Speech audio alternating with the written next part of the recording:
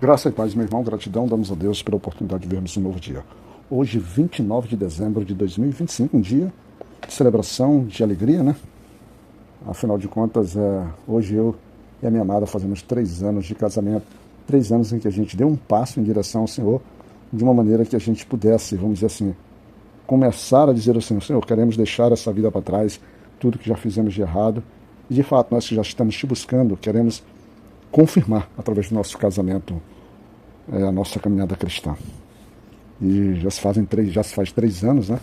E é uma alegria. E a gente segue. Obrigado, minha esposa Tamila, por você me dar esse presente na minha vida. E seguiremos então meditando no livro de Isaías, capítulo 8, e a gente vai diretamente no versículo 3. Ele diz assim: Eu me cheguei a profetisa, e ela concebeu e deu à luz a um filho. Então disse o Senhor a mim: Dá-lhe o nome de Mahé Shalal Hashish Baz.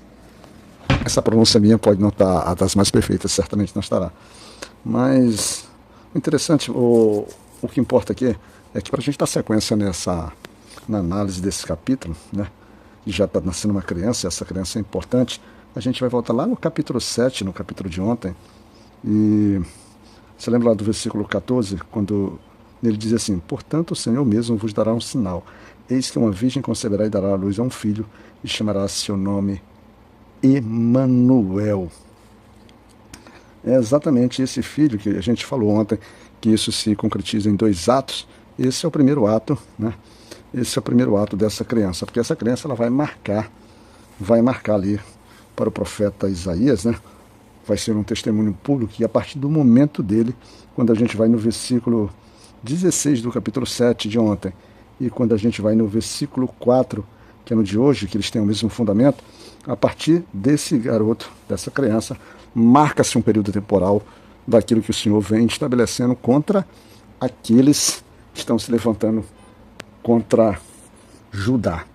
Aqueles quem? Aqueles Israel, que era o rei Rezim, e Israel, que era o rei Peca, né, filho de Remalias, e o rei Rezim da Síria. Lembra que aqueles dois estavam se levantando? E no versículo 4 ele diz assim: Porque antes da criança ter conhecimento para clamar meu pai e minha mãe, os ricos de Damasco e os despojos de Samaria serão tomados perante o rei da Assíria. E o interessante, ou marcante, por quê? Porque o nome da criança ela vai simbolizar o significado realmente do propósito do que, temporalmente, do que essa criança vai fazer, né? Porque ele traz uma concepção,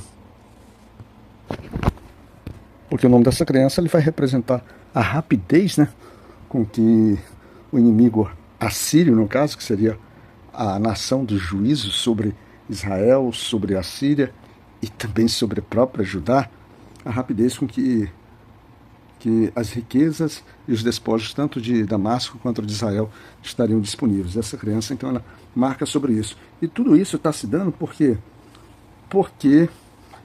muito claramente, o povo de Judá, né? O povo de Judá, ele foi buscar apoio no exército sírio. Né? Foi buscar o exército sírio, e inclusive também ao próprio Israel, quando se junta ali junto a Rezim e a Peca. O que o Senhor esperava do seu povo de Judá era a sua confiança. Ou seja, ele fala aqui que eles rejeitaram a água de Siloé. E a resposta que o Senhor dá para eles é aquilo que traz no versículo 7, quando ele diz assim: o Senhor traz sobre eles as águas do rio fortes e muitas. E ele esclarece que seria o rei da Síria e toda a sua glória. E aí eles se estenderão sobre todo o leito e examinará todas as suas margens. A Síria dominará a região, toda aquela região, ela por completo.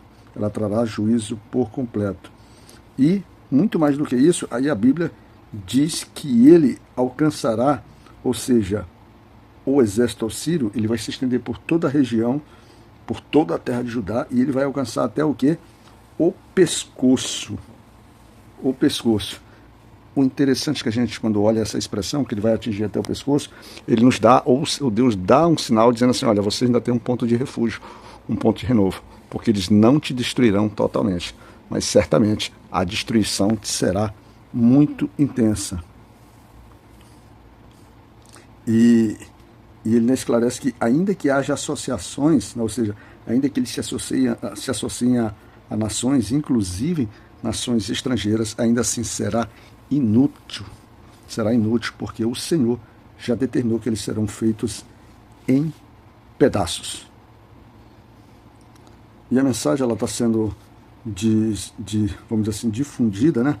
E o profeta Isaías, ele é, vamos dizer assim, ele é orientado para que ele não ande nos mesmos caminhos do povo de Judá, do povo de Israel, de uma forma que ele não ande repetindo as mesmas maledicências ou levantando como se tudo fosse uma conspiração. Ou seja, nada do que eles se alinhavam, nada do que eles temiam, nada do que eles pensassem, deveria ser alinhamento, pensamento ou temido pelo profeta Isaías. Porque o profeta Isaías, segundo o que está escrito também lá no versículo 10, na segunda parte, ele diz assim, ela não prevalecerá porque Deus está conosco. E a partir desse ponto, ali no versículo 13 para o versículo 14, o Senhor estabelece então para o povo uma medida, uma saída, quando ele diz assim, santificai ao Senhor dos Exércitos, né? A Ele mesmo, e permitir que Ele seja o vosso temor, e permitir que Ele seja a vossa reverência. Ele mostra muito claramente que no meio dessa devassidão, no meio dessa angústia, no meio de toda essa situação de dor, de sofrimento, de escassez, de destruição, ele mostra uma saída, diz assim muito claramente, santificai-vos ao Senhor dos Exércitos, santificai-vos, permitivos, que Ele seja a tua reverência. Mas ele também fala que Ele é da referência, Ele passará ao seu santuário, mas se assim não fizerem, então o próprio Senhor será uma pedra de tropeço, tanto para Israel quanto para a casa de Judá. Não tem saída. Ou você obedece à lei do Senhor, ou a mão do Senhor, que é pesada, mas é justa, certamente repousará sobre aqueles que o desobedecem.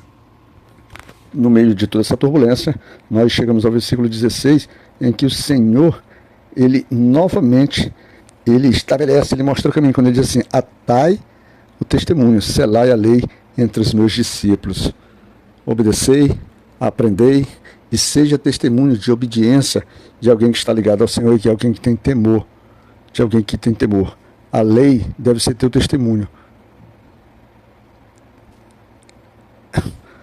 Aí, para finalizar, lá no versículo 22, ele diz assim, aqueles que entendem que são diferentes, que são desobedientes, que são teimosos, que são lentos nas respostas ao Senhor, ele diz assim, e eles olharão para a terra e observarão dificuldade, e escuridão e desesperança de angústia, e eles serão lançados à escuridão. O juízo do Senhor sempre vem. Fica na graça de Deus e Pai Todo-Poderoso, que Ele nos cuide, meu irmão.